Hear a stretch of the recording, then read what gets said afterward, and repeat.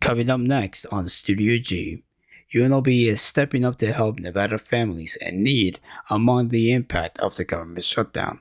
We have an exclusive interview with the UNLV student body president and the Senate president, and a popular attraction is making its way back to Las Vegas Strip. More details coming soon.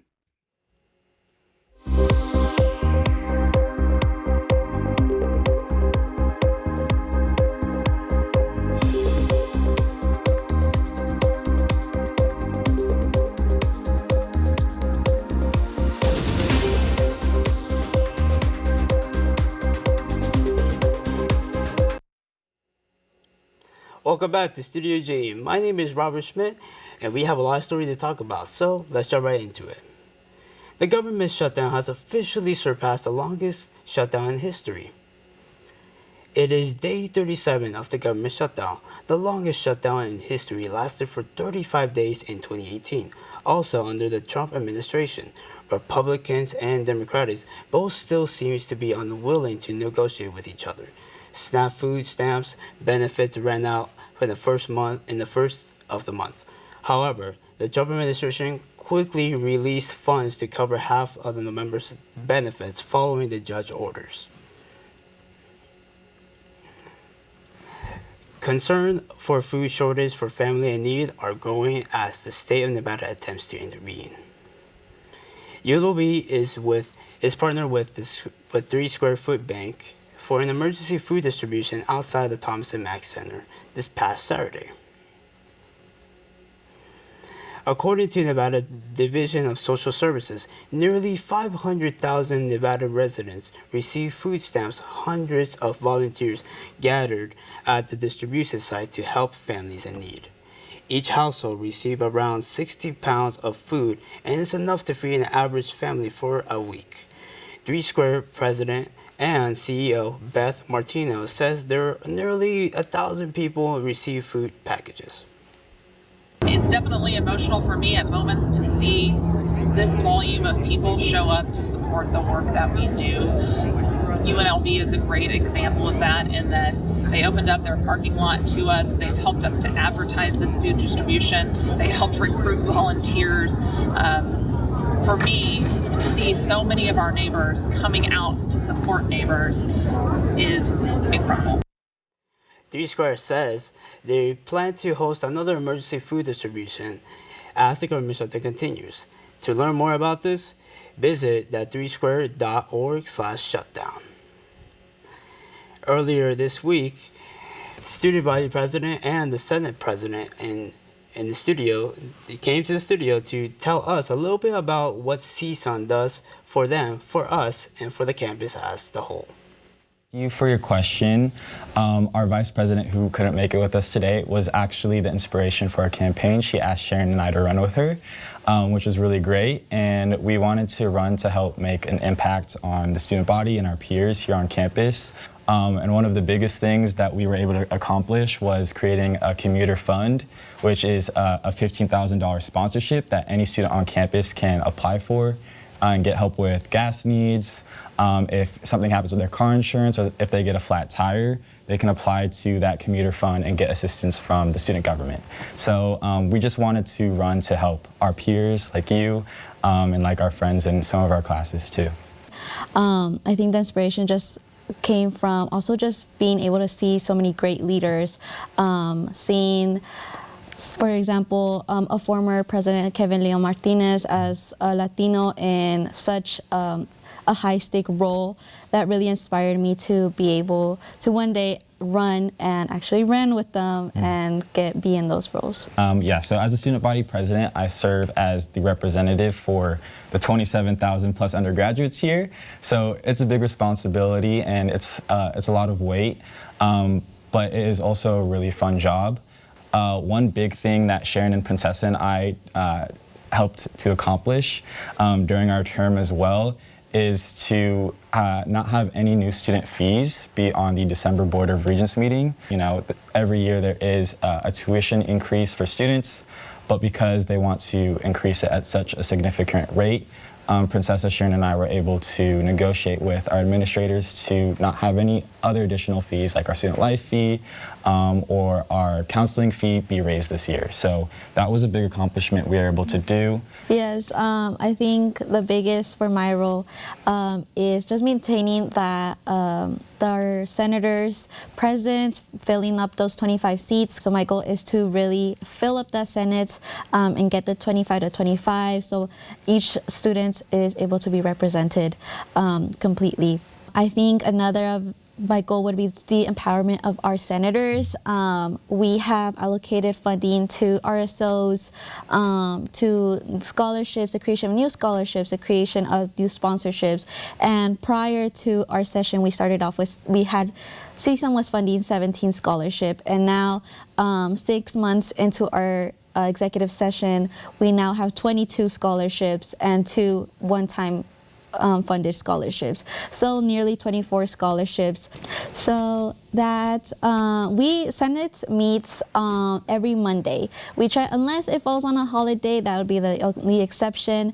But Senate meets Mondays at 6 p.m., which any student is invited to come join, tune in. We are also live streaming our meetings through YouTube under CSUN meetings, or you can stop by an SU 208 BNC and sit down. You can give public comment as well if you would like on anything on the agenda or any concerns a student may have. I'd say that if you really want to make a real impact and change on the university community and honestly the Las Vegas community in general, you should join CSUN Student Government. The resources that we provide and the things that we get to do and the conversations that we get to be a part of it's honestly insane. I never thought that a student government would have this much say in what a university does. I really want to highlight the food pantry that's on campus. CSUN's a big partner in that, along with Student Affairs and the Public Health College. And there's a lot of students in need right now, especially in the government shutdown, and there's a lot of people in need right now.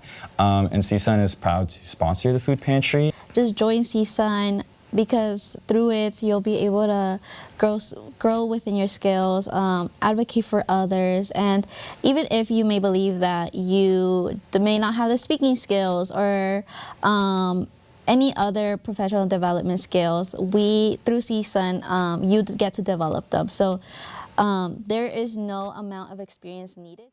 If you're interested in joining CSUN, or visit the website at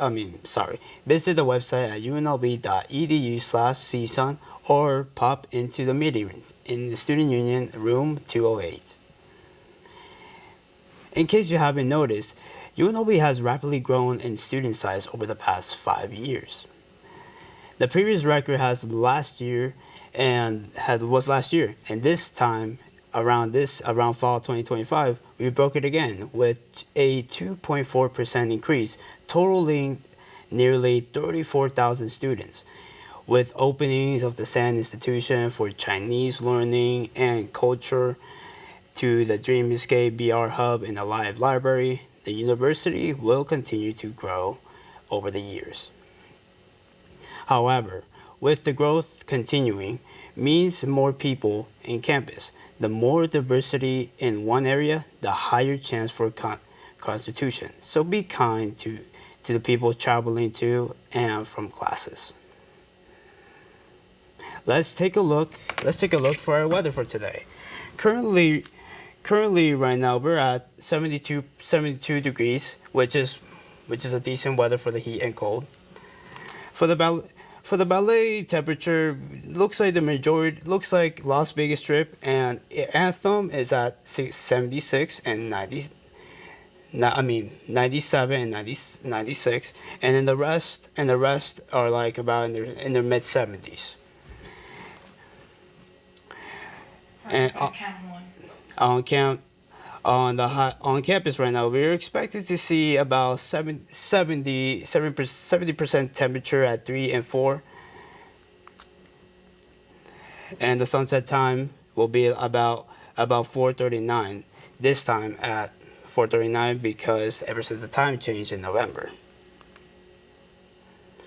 For our weather forecast, it looks like Thursday, Friday, during the days we're at the 70s, and then Thursday we're at 57, Friday 58, Saturday, Sunday, and Monday, Veterans Day, Thank you for the salute.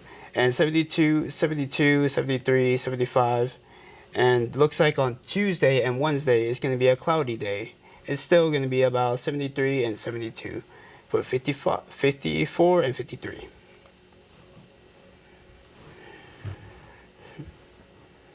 A popular Vegas attraction is making its way back to the Strip. The Battle of the Buccaneers Bay will make its return one night only. Kelly Wormel is the entertainment specialist and producer behind the idea. Battle of the Buccaneer Bay first opened at the Treasure Island Hotel and the Casino in 1993 until 2003. The Serene of the TI then ran until 2013. Wormel also been talking about with MGM Resorts with plans to revive the Excalibur Hotel Dragon Show and also the Masquerade Show at the Rio. As of right now, the show expected to be one night only, sometimes on October in 2016. Plan for Excalibur and Rio show has not been released as yet. For some high-tech advancements have come to the valley in form of our donation to our Metropolitan Police Force.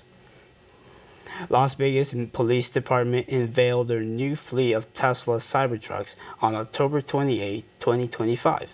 It is a nation's first fully operational Cybertrucks police fleet donated by tech venture capitalists Ben and Felicia Horwitz.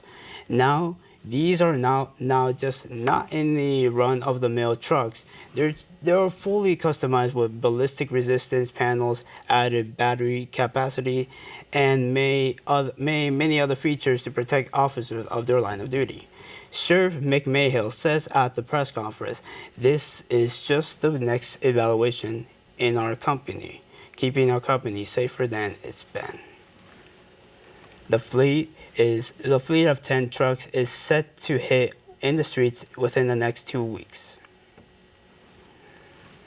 The Via Las Vegas Taco Fest has another huge turnout this year. An event hosted 3 days filled with family fun, celebration, and food at the Craig Ranch Park in North Las Vegas. With over a dozen food trucks and cultural vendors, attendees were treated to be a wide variety of sweets and savory dishes. The festival had events ranging from a taco eating contest, a 360 car show, and a widely exciting lucha libre event. There was a live performance each night with fun carnivals rides for kids to enjoy and celebrating the Day of the Dead. Various altars and other features were displayed. Guests were able to commemorate loved ones and celebrate those who passed on. The altar were definitely stand out the moment from the festival. Face painting was a popular activity, along with the large amount of shops, vendors that showcased the beautiful culture of item and art. Overall, the Las Vegas Taco Fest has a vibrant celebration of culture, food, and community, with the delicious tacos, living entertainment, and a heartfelt of the Day of the Dead tribute. The event left guests with a lasting memory. Hope to see you there next year. The UNLV Skating Rebels started their midweek matchup against the University of Arizona last night, coming back from a 3-game day road trip last week. Here's reporter Zoe Zales with the recap. Game 1 of this midweek matchup against UNLV and the University of Arizona Wildcats has officially wrapped up last night. Here's the recap. Last night's game started out rough in the first period after Arizona got on the board off the power play. But shortly after, UNLV came back with a goal from Jackson Wyatt right before ending the first period. The Rebels finished strong, scoring 3 more goals, ending Game 1 4-1 against the Wildcats. Here's what assistant coach Colin Robin had to say about last night's game. get back to our game. I feel like last weekend in Jamestown and North Dakota and Minot and everything, even I feel like we didn't play our game at any point. So getting back to our game. We're a good team when you put pucks behind their D and go to work and do stuff like that. And I feel that, quite honestly, we didn't do that in North Dakota, and we finally got back to that here and rolled from there. Rebels, we need you here for night 2 against the University of Arizona Wildcats, as it is $2 beer night and our annual Greek night, where the sororities, fraternities, and students will all be showing up and showing out. It's going to be high energy, full packed house here tonight, and we hope to see you there. Thank you so much for that, Zoe. The Rebel play tonight with the puck drop at 7 p.m. and it's a Greek night, as Zoe says, so it should be a fun game. Before we go, here's a look at what's coming up on our sister show, Rebel Report. It was a down week for Valley sports teams as the Rebel football team dropped its second straight game, falling 40-35 to the New Mexico Lobos before a must-win collision this weekend against the Colorado State Rams. The home team, Las Vegas Raiders, lost a heartbreaker as well, with a pump fake on the final play of OT that ended up getting batted down to the turf. The Raiders fell 30-29 in overtime on the failed 2-point conversion, and Raiders QB Geno Smith had this to say about the play after the game. That's football, brother. Runnin' Rebel basketball kicked off the Josh Pastner era with a special tribute to local legend Lois Tarkanian before an 86-81 come-from-behind loss against the UT Martin Skyhawks.